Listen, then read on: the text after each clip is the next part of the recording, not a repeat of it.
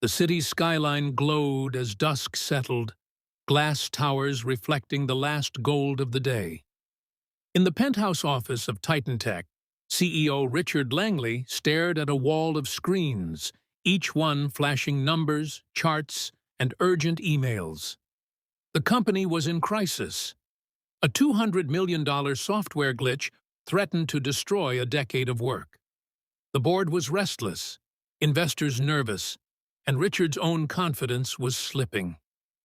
Downstairs, in the quiet of the service corridor, Maria Alvarez moved silently from room to room. She was invisible to most, just the maid, always in the background, her hair pulled back, her uniform crisp. But Maria noticed everything. She saw the tension in the staff, the way Richard's assistant snapped at people, the late-night meetings that left the office echoing with stress. Maria had come to this country with nothing but hope and a degree in computer science from a university no one here recognized. She'd sent out hundreds of resumes, but doors stayed closed. Bills piled up. So she took the job as a maid, telling herself it was temporary. She worked hard, sent money home, and waited for her chance. One evening, as Maria dusted the executive floor, she overheard Richard on the phone. His voice was tight with frustration. "We've tried everything. The system keeps crashing. If we don't fix this, we're finished." Maria paused, her heart pounding. She recognized the problem from her studies, an obscure but solvable bug. She hesitated, torn between fear and the urge to help. Later that night, Maria lingered in the empty boardroom, staring at the whiteboard covered in equations and code. She picked up a marker, her hands trembling, and began to write.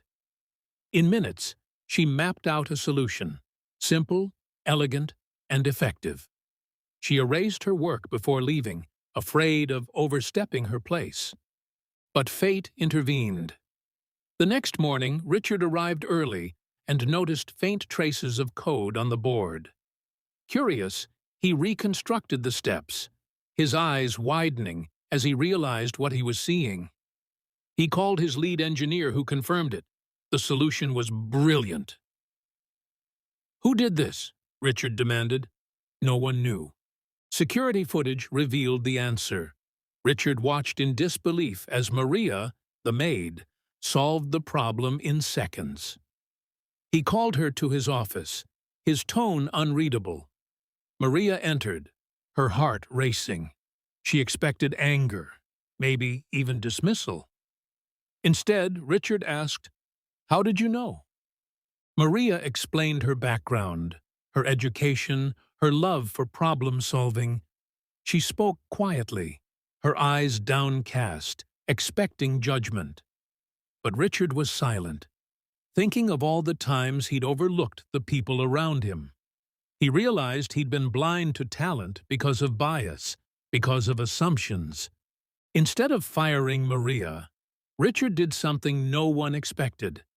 He offered her a position on the engineering team, shocking the entire company.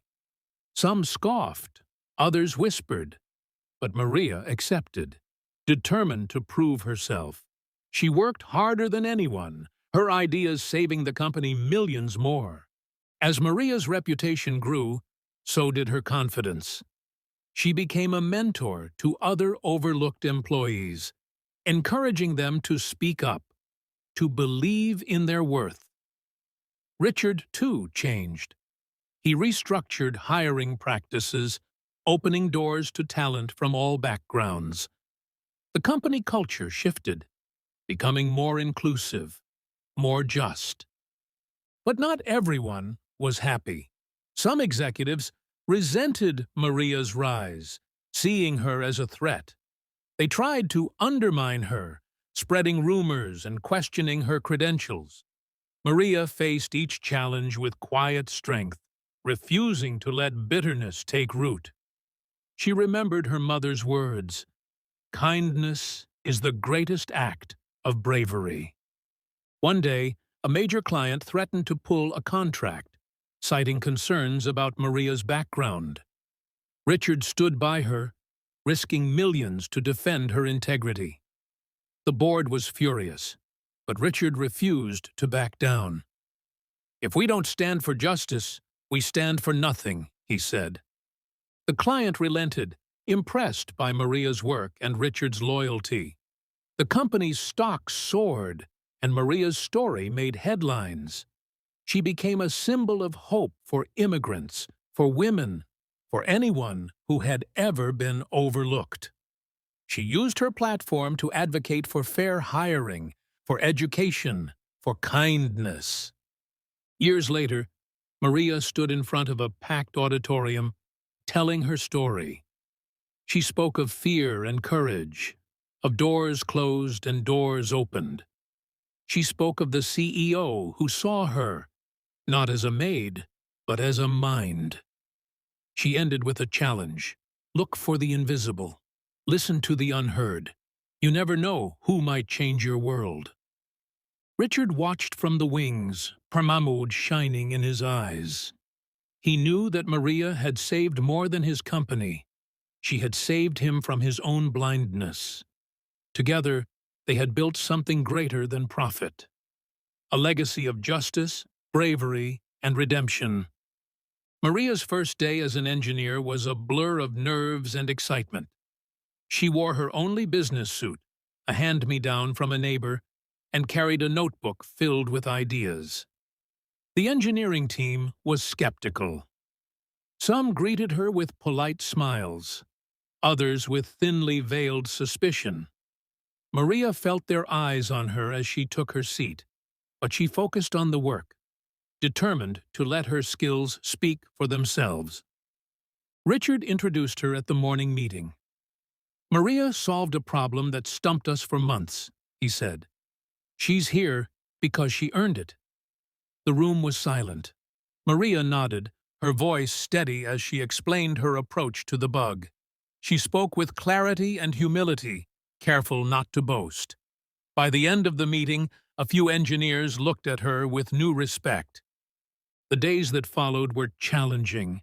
Maria worked late, often the last to leave.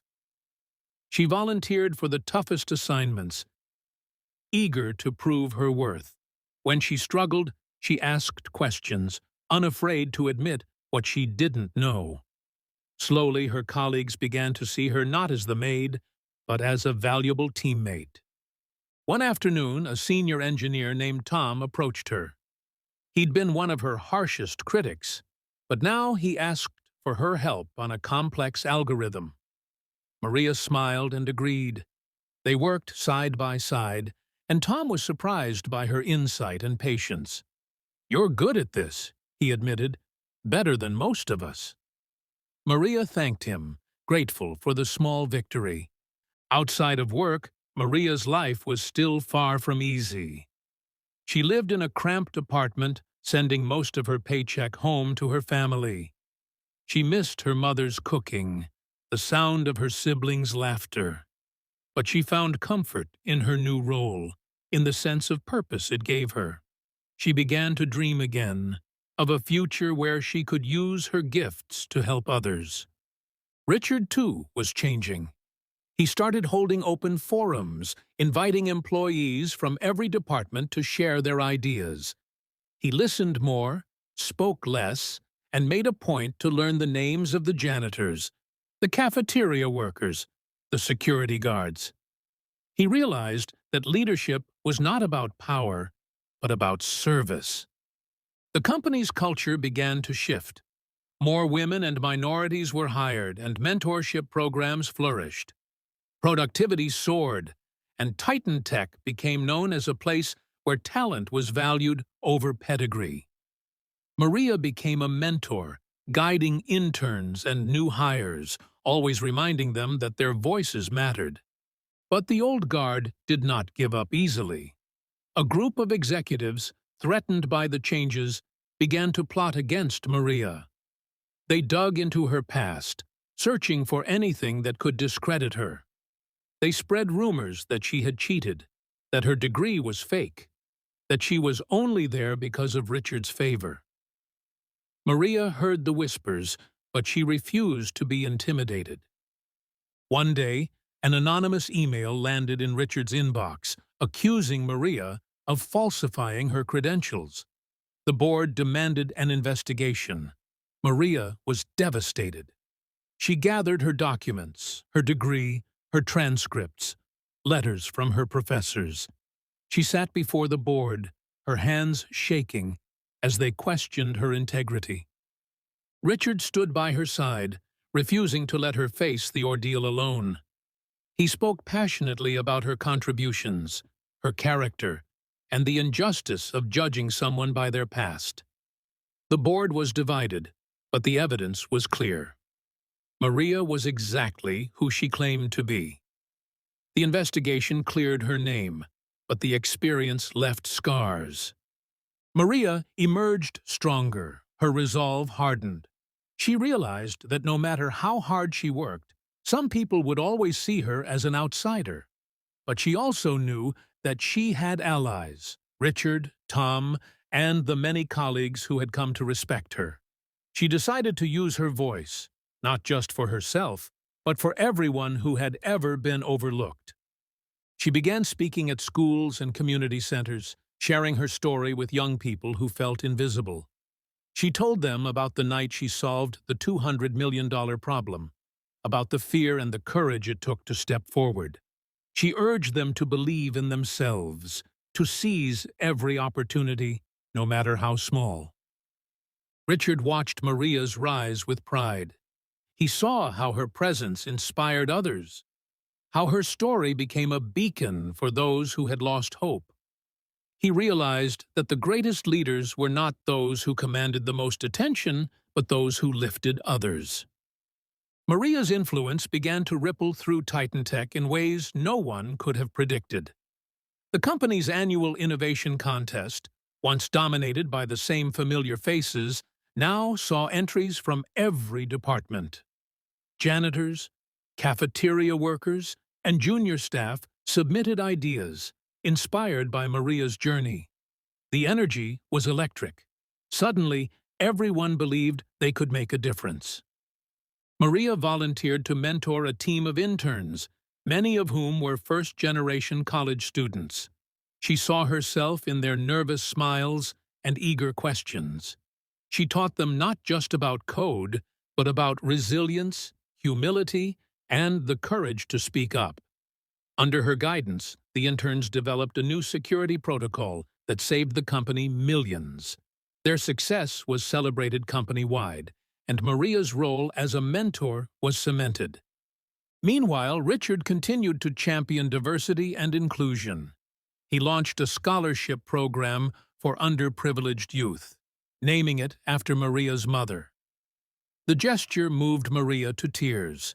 She called her mother that night, her voice trembling with pride. "They see me, Mama. They really see me." Her mother's reply was simple. "You have always been seen, my child. Now the world knows it too." But not all was smooth.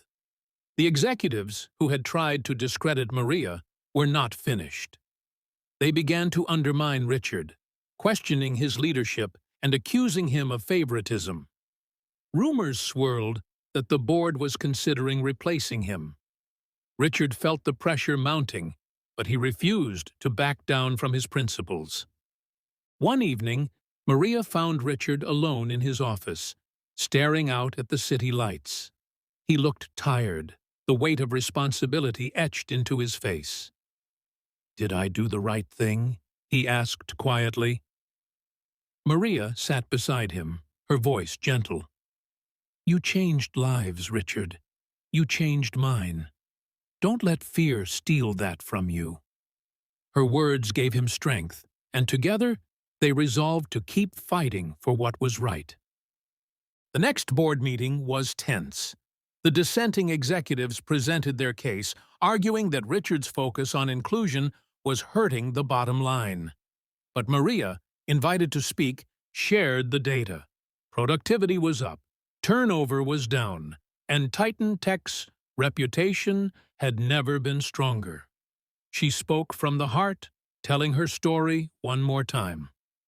"When you invest in people, you invest in the future," she said. The board voted. Richard kept his job, and the dissenters were asked to step down. The company celebrated, but Maria knew the real victory was deeper. She had helped change not just policies, but hearts and minds. She had shown that justice was not just about fairness, but about courage. The courage to see, to listen, and to act. As Titan Tech thrived, Maria's story spread beyond the company. She was invited to speak at conferences. Her journey featured in magazines and news segments. She used every platform to advocate for those still waiting for their chance. "Talent is everywhere," she said. "Opportunity is not. Let's change that." Maria's life outside of work began to blossom as well. She moved her family to a better apartment, one with sunlight streaming through the windows and enough space for her siblings to visit. She started taking evening classes, determined to earn a master's degree. Her mother, now able to visit from their home country, cooked meals in Maria's kitchen, filling the apartment with laughter and the scent of spices. Despite her success, Maria never forgot the people who had helped her along the way. She organized a support group for immigrant women, offering mentorship and practical advice. She listened to their stories, of dreams deferred, of talents overlooked, of quiet bravery in the face of hardship. Maria encouraged them to believe in themselves, to keep pushing forward, no matter how many doors closed. At Titan Tech, Maria's influence continued to grow. She was promoted to lead a new research division, tasked with developing technology for underserved communities. Her team was diverse, made up of people from all walks of life. Maria fostered an environment of trust and creativity, where every idea was valued. The division's first project, a low-cost medical device, won international acclaim and saved countless lives. Richard watched Maria's rise with pride and humility. He knew that her journey had changed him as much as it had changed the company. He became a more thoughtful leader, one who listened before speaking and sought out voices that were often ignored. He credited Maria with teaching him the true meaning of leadership: service, empathy, and the courage to do what was right, even when it was hard. But Maria's journey was not without setbacks. There were moments of doubt, times when the weight of expectation felt too heavy. She faced criticism from those who resented her success, and sometimes she struggled to balance her responsibilities at work and at home. On the hardest days, she remembered the night she solved the $200 million problem and the fear she'd felt stepping into the unknown. One evening, after a long day, Maria sat on her balcony, watching the city lights flicker. Her mother joined her, wrapping a shawl around her shoulders. "You are strong, Maria," her mother said. "But you don't have to carry everything alone."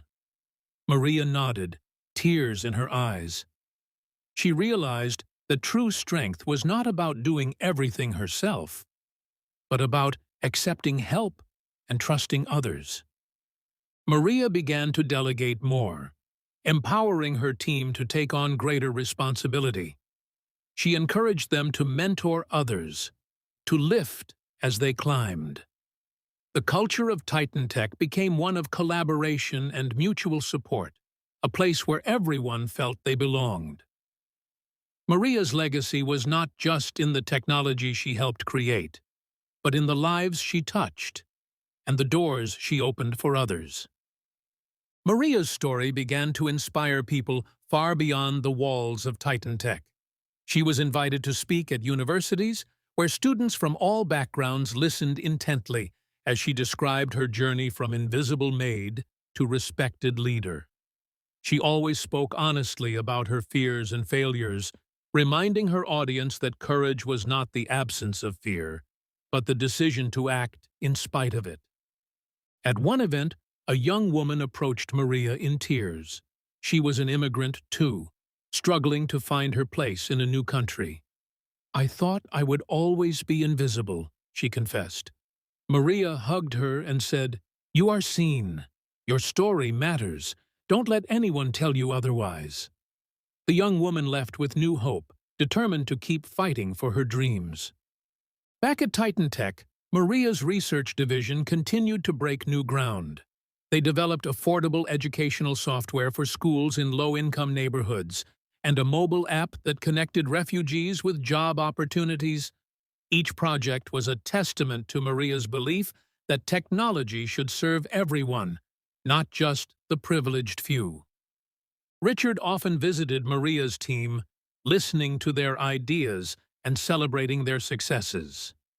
He made it a point to share their stories with the board and the public, ensuring that their work received the recognition it deserved. Titan Tech's reputation soared, and other companies began to follow their example, adopting more inclusive hiring and leadership practices. But Maria never let the accolades go to her head. She remained grounded, always remembering the long nights of cleaning offices and the sting of being overlooked. She continued to mentor young people, especially those who felt out of place or underestimated. She told them, "Your value is not determined by your title or your salary, but by the difference you make in the world." One day, Maria received a letter from a former colleague at her old cleaning job. The woman wrote about how Maria's story had inspired her to go back to school and pursue her own dreams. "You showed me that it's never too late to start over," she wrote. Maria wept as she read the letter, grateful for the chance to pay forward the kindness she had received. As the years passed, Maria's influence only grew. She was named to national advisory boards, consulted by governments and nonprofits, and honored with awards for her contributions to technology and social justice. But her proudest moments were always the quiet ones, watching her siblings graduate, seeing her mother smile, and knowing that she had helped others find their voice. Richard, too, found fulfillment in his new approach to leadership. He stepped back from day-to-day operations, focusing on mentorship and philanthropy. He and Maria remained close friends and allies, united by their shared belief in the power of empathy and justice. Together, they continued to push for change, both within Titan Tech and beyond.